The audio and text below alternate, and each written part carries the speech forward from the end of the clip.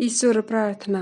हे सर्वानंद सर्वशक्तिमान पूर्ण ब्रह्म अजन्मा अमर अनंत सर्वव्यापक न्यायकारी दयामय ईश्वर, आपकी महिमा का कोई पार नहीं है और आपके शुभ नामों की भी कोई संख्या नहीं है। बड़े बड़े ऋषि मुनि और देवता भी आपका पार न पा सके तो मूढ़ अज्ञानी क्यों कर आपके नामों का वर्णन कर सकते हैं। हे महाप्रभु, आप ऐसे दयावान हैं कि आप अपनी अपार दया से गूंगे को वाचाल और लंगड़े को पर्द फांदने के योग्य बना सकते हैं। हम तुच्छ जीवों को भी अपनी इस दया के योग्य बनाइए कि सर्वदा आपके चरणाबिंदु का ध्यान रखते हुए संसार में अत्यंत हर्ष के साथ रहकर अंत को आपका शुभ धाम प्राप्त कर सके। हे प्रभु, ऐसी कृपा कीजिए। ओम शांति शांति शांति। अथ तृतीय अध्याय। अर्जुन ने कहा, हे जनार्दन, जो आप कर्म योग से ज्ञान योग को श्रेष्ठ बताते हो तो यह भयानक कर्म युद्ध है, इसमें मुझे क्यों जोड़ते हो? और जो तुमने कभी कुछ मिली हुई अनेक प्रकार की बातें कही हैं, इससे मेरी बुद्धि और भी बड़े भ्रम में पड़ गई है। आपकी इन बातों से मेरी समझ में कुछ नहीं आता है कि मैं क्या करूं। इससे अब एक बात निश्चय करके कहो जिससे मेरा कल्याण हो। यह सुन श्री कृष्ण भगवान जी बोले, हे अर्जुन, मैंने जो प्रथम इस संसार में तत्व ज्ञान निष्ठा और कर्म योग निष्ठा कहा है, उसमें सांख्य वालों को तत्व ज्ञान निष्ठा और योगियों को कर्म योग निष्ठा है। इसलिए कर्म किए बिना मनुष्य निष्कर्म जो तत्व ज्ञान है उसको नहीं पाता है, क्योंकि केवल संन्यास ले लेने से ही कर्म करते करते चित्त शुद्ध किए बिना सिद्धि प्राप्त नहीं हो जाती है और किसी अवस्था में कोई प्राणी शरीर मन वचन कर्म से किए बिना क्षण भर भी नहीं रह सकता है, क्योंकि प्रकृति के जो राग और द्वेष गुण हैं उनके वशीभूत होकर सब प्राणियों को कर्म करना पड़ता है। जो हाथ पांव आदि कर्म करने वाली इंद्रियों को वशीभूत करके भगवान के स्मरण के बहाने मन में इंद्रियों का ध्यान करता रहता है, वह मूढ़ मिथ्याचारी कहलाता है। हे अर्जुन, तू जो कोई नेत्र आदि इंद्रियों को मन से रोककर अर्थात अपने सब कर्मों में अपने को भगवान के अधीन जान कर्म कर इंद्रियों से कर्म योग का आरंभ करता है और फल की इच्छा नहीं करता है, वही श्रेष्ठ है। इससे हे अर्जुन, तू निश्चय करके कर्म कर। कर्म न करने से कर्म करना श्रेष्ठ है और कर्म करना छोड़ देने से तेरे शरीर का निर्वाह होना भी कठिन हो जाएगा। विष्णु भगवान के आराधनार्थ जो कर्म है उन्हें छोड़कर जितनी वस्तु हैं वे सब बंधन रूप है।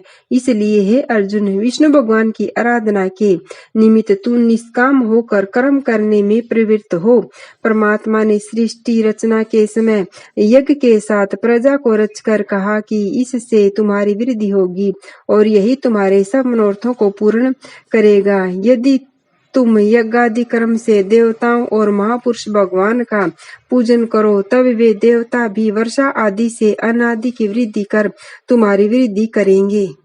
इस तरह से आपस में एक दूसरे की वृद्धि करने में तुम सबका भला होगा। यज्ञों से पूजित देवता तुमको मनवांछित फल देवेंगे और जो इनके दिए गए भोगों को इनके निमित्त दिए बिना भोगेंगे वे चोर हैं। हे अर्जुन, जो बलि वैश्य देवादि पंच यज्ञ करके भोजन करते हैं वे महात्मा गृहस्थों के 5 पापों से छूट जाते हैं, और जो कोई अपने लिए भोजन बनाते हैं और बिना देवताओं को अर्पण किए आप ही भोजन कर लेते हैं वे प्राणी सब पापों को भोगते हैं। हे अर्जुन, सब शरीरधारी प्राणी अन्न से होते हैं। प्रथम अन्न पेट में जाता है, तब वह रस रूप हो वीर्य रक्त की वृद्धि कर प्राणियों की उत्पत्ति करता है। वह अन्न मेघ से होता है और मेघ यज्ञ से होता है और यज्ञ कर्म से होता है। कर्म की उत्पत्ति वेद से होती है और वेद पार ब्रह्म से उत्पन्न होते हैं। ब्रह्म सर्वव्यापक है और यज्ञ में सदैव रहता है। इससे यज्ञ आदि कर्म अवश्य ही करना चाहिए। इन कर्मों के करने से संसार का कल्याण होता है। हे अर्जुन, ईश्वर आराधना रूपी यज्ञादि कर्म में जो प्राणी प्रवृत्त नहीं होते हैं, केवल इंद्रियों के विषय भोग में लगे रहते हैं, उनका जीवन निष्फल है। जिसको आत्मा से प्रीति है, जिसकी आत्मा ही तृप्ति है और जो आत्मा में ही लाभकारी संतुष्ट भया है, जिसके इंद्रिय विषयों में आसक्त नहीं होते हैं। ऐसे तत्वज्ञानी पुरुष को कर्म नहीं करना चाहिए। उनको किसी भले कर्म किए का फल नहीं है और न ही कर्म करने से कुछ पाप भी है, क्योंकि ज्ञानी अहंकार रहित होता है। इससे उसे कुछ विधि निषेध नहीं है और ज्ञानी को प्राणी मात्र का आश्रय लेने की भी कुछ आवश्यकता नहीं है।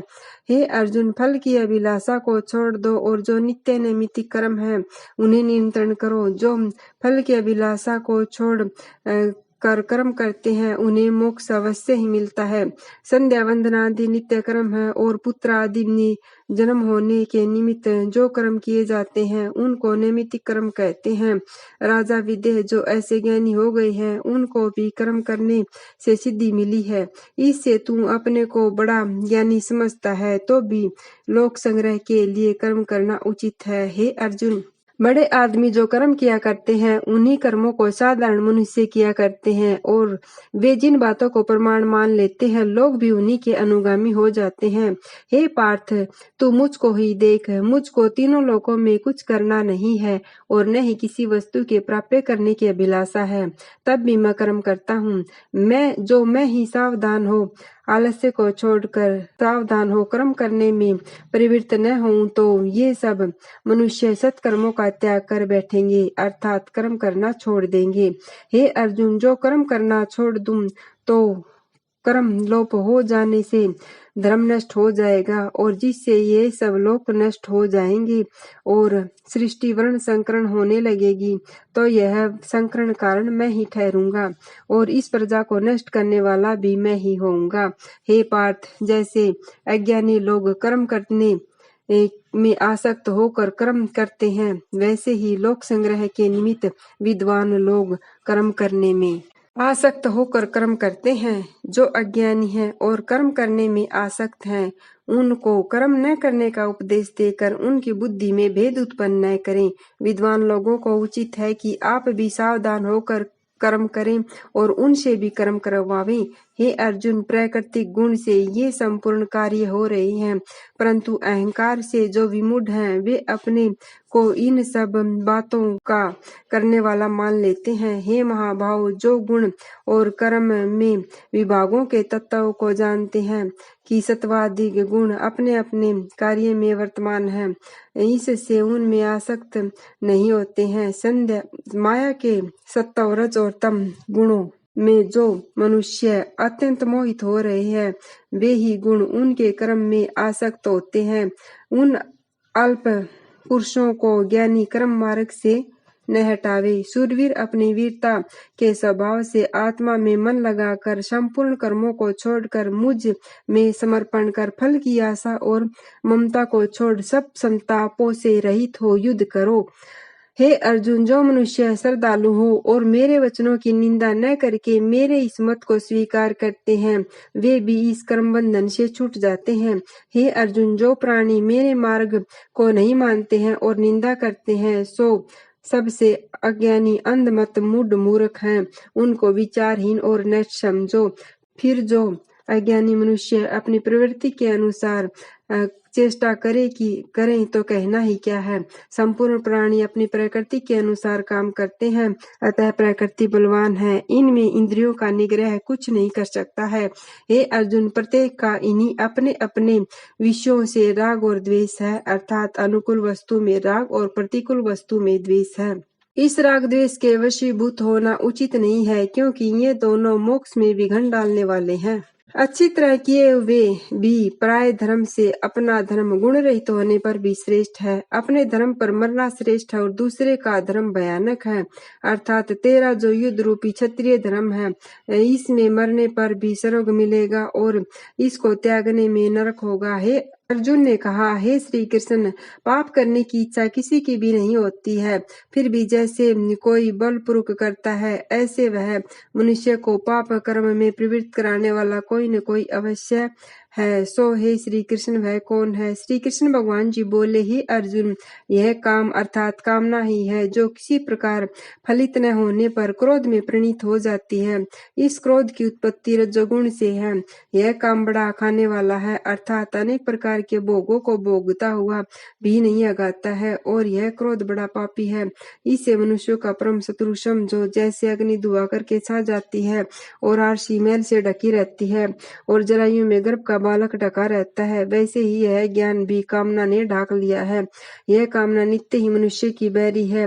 वह भोगों को भोगते हुए भी नहीं आगाती है। जैसे अग्नि लकड़ी मिलने पर बढ़ती है, वैसे ही ज्यों ज्यों इसे भोगने की वस्तु मिलती है वैसे ही बढ़ती है और भोग्य पदार्थों के न मिलने पर अग्नि की तरह जलती है। इस काम ने ज्ञानियों के ज्ञान को भी ढाक रखा है। हे अर्जुन, संपूर्ण इंद्रियों और मन बुद्धि ये काम की उत्पत्ति स्थान और निवास की जगह है। इसमें बसकर मनुष्यों को मोहित करते हैं। तिस कारण हे भरत कुलभूषण, ऊपर कहे हुए कारणों से तू पहले इंद्रियगण मन और बुद्धि को वश में कर, क्योंकि यह बड़े ही पाप रूप है। आत्मज्ञान और शास्त्र ज्ञान दोनों का नाश करने वाले हैं। बाह्य जो स्थूल पदार्थ हैं उनमें इंद्रियों से प्रिय और श्रेष्ठ है, और बुद्धि मन से प्रिय श्रेष्ठ है, और बुद्धि से प्रिय आत्मा सर्वश्रेष्ठ है। इसी आत्मा को यह दुष्ट काम मोहित करता है। हे महाभाव, इस तरह बुद्धि से प्रिय आत्मा को जानकर और मन को वश में करके इस महा अजय काम क्रोध रूपी जो शत्रु है तिसको मार कर या दमन कर जय को प्राप्त हो। इति श्रीमद् भगवत गीतासु उपनिषदु ब्रह्म विद्याया योग शास्त्रे श्री कृष्ण अर्जुन संवादे सांख्य योग्यो नाम तृतीय अध्याय समाप्तुम। तीसरे अध्याय का माहात्म्य। श्री विष्णु जी ने कहा, हे लक्ष्मी जी, तुमने दूसरे अध्याय का माहात्म्य सुना, अब मैं तुम्हें तीसरे अध्याय का माहात्म्य भी सुनाता हूँ। एक ब्राह्मण नित्य ही खोटे कर्म, चोरी आदि किया करता था। कुछ दिन बाद उसकी मृत्यु हो गई। खोटे कर्मों के कारण वह प्रेत योनि को प्राप्त हुआ। उसकी स्त्री गर्भवती थी और उसको से पुत्र उत्पन्न हुआ। जब वह बालक बड़ा हुआ तब वह अपनी माता से अपने पिता के मरने का हाल पूछा। ब्राह्मणी ने सब कह सुनाया। मेरे पिता की नीच योनि हुई है, इससे उनके उद्धार के लिए गया जी जाऊं और पिंडदान करूं। इससे निश्चय ही पिताजी सतगति को प्राप्त होंगे। ऐसा विचार कर बालक गया जी को चल दिया। बालक नित्य ही श्री गीता जी का पाठ करता था। रास्ते में एक दिन पीपल के वृक्ष के नीचे बैठकर तीसरे अध्याय का पाठ किया। संयोग से उसका पिता भी प्रेत की योनि को प्राप्त होकर उसी पीपल पर भी निवास करता था। अपने पुत्र द्वारा किए गए तीसरे अध्याय के पाठ को सुनकर वह देवगति को प्राप्त हुआ और उसके पहले 7 पीढ़ी तक के पुरखा जो नरक पड़े दुख भोग रहे थे स्वर्ग को प्राप्त हुए। बालक अपने पुरखों को स्वर्ग को जाता हुआ देखकर प्रसन्नता को प्राप्त हुआ। इसी तरह ज्ञान पूर्वक जैसे नौका को बनाकर मनुष्य संसार सागर से पार हो जाता है, उसी प्रकार कर्म द्वारा मृत्यु रूप इस असार संसार रूपी समुद्र को तैर कर मनुष्य ज्ञान द्वारा मोक्ष को प्राप्त होता है। हे लक्ष्मी, इस प्रकार ज्ञान और कर्म के रहस्य को जानकर कर्म करने वालों की परम गति होती है। इसलिए जो पुरुष इस अध्याय के गूढ़ तत्व को जानकर उसके अनुकूल आचरण या पाठ करेगा, वह अवश्य ही मोक्ष पद को प्राप्त होगा। इति श्री पद्म पुराणे तीसरे संवादे उत्तराखंडे गीता माहात्म्ये नाम तृतीय अध्याय समाप्तम्। श्री भगवत गीता आरती। ओम जय भगवत गीते, मैया जय भगवत गीते। हरि हिय कमल विरणी सुंदर सुपुनीते। ओम जय भगवत गीते। कर्म सुमर्म प्रकाशिनी कामा शक्तिहारा, मैया कामा शक्तिहारा। तत्व विज्ञान विकासिनी विद्या परम परा। ओम जय भगवत गीते।